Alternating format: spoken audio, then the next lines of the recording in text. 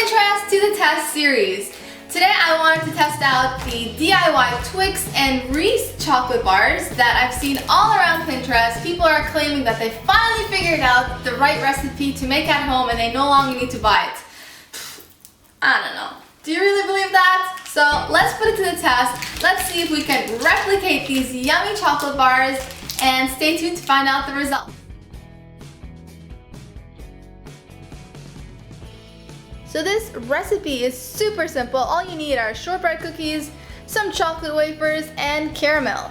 So the first thing you're gonna do is grab a pan and some baking sheet, because that's where we're placing the chocolate over and you don't want it to stick, and make it easy to take out.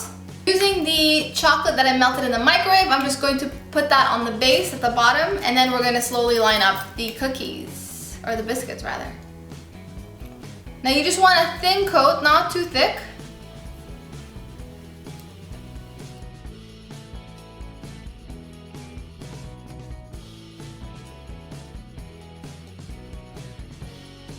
So now you want to grab your lady fingers or shortbread cookies, whatever you want to call them, and then just slowly line them up into the pan.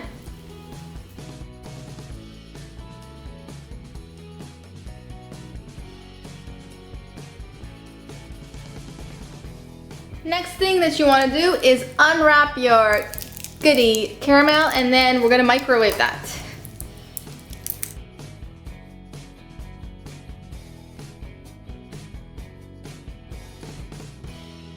Once your caramel is nice and melted, then you are ready to slap it on to the biscuits and get that caramel part of this Twix.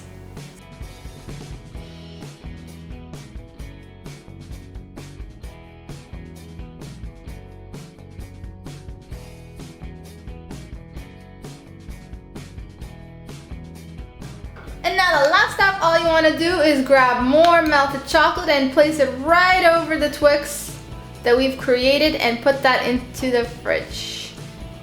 For this part, put as much chocolate as you need in order to cover the entire amount, because you want it to be fully coated. So be very, very generous.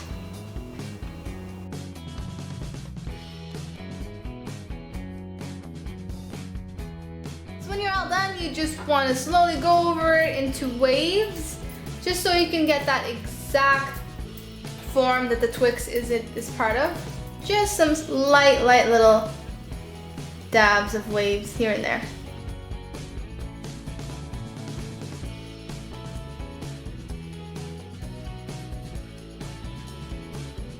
To do this recipe, you're gonna need peanut butter, chocolate wafers, powdered sugar, a vanilla teaspoon, and you're gonna need the mold to put the chocolate in. Just like so. Alright, so in the Pinterest instructions it says we need to heat the peanut butter, the powdered sugar, and the vanilla, and make sure it all stirs well until it's melted. Let's go!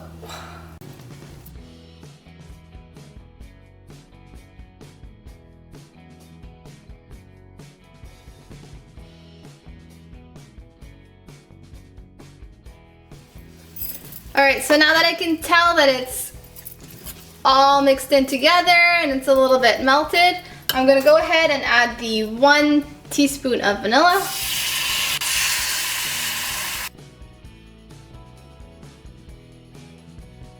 So while the peanut butter filling is cooling, we can now put the chocolate into the mold, and I got this from Michael's, and it's pretty cool. It's a neat little mold specifically for Reese cups or any kind of similar dessert that you want to do. So what we're going to do is place the chocolate just at the bottom and then let that cool in the fridge for a bit, and then we can put the peanut butter right over it.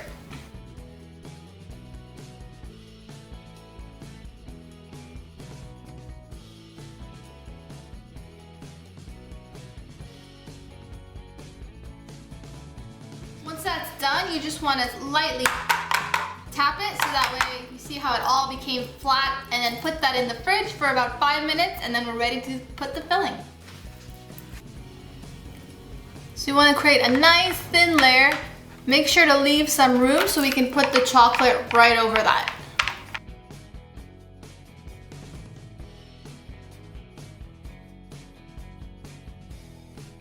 Now that's done, I still had quite a lot of peanut butter filling. So I'm gonna leave down in the description below just my recommendation in case you want to try it out, so you can avoid having so much extras.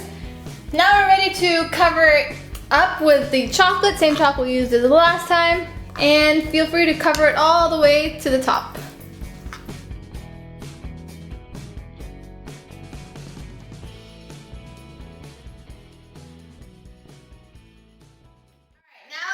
Part, aka my favorite part. Let's test this out and see if it actually does taste the same thing. I'm gonna start off with the Twix. That looks so good.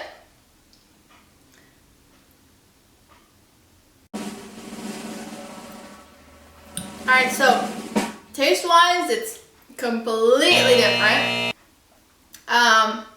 In terms of texture, it's also completely different.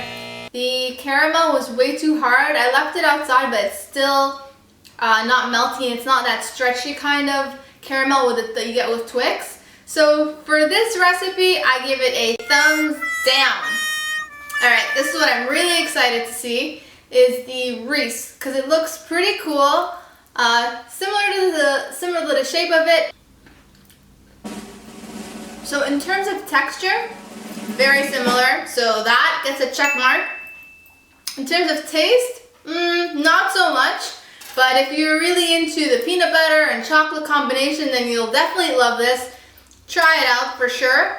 I wouldn't completely give it a thumbs up. It's more of like in between, but I would definitely recommend that you should try it if you are into the chocolate and peanut butter combination. So that's it for today's tutorial for putting Pinterest to the test. I hope you enjoyed this type of video. If you do want me to try out any other DIY for you, then please put the comment down below in the comment section and I'll check it out for you. I hope you enjoyed this video and please give it a big thumbs up and don't forget to subscribe if you want to see more types of video like this.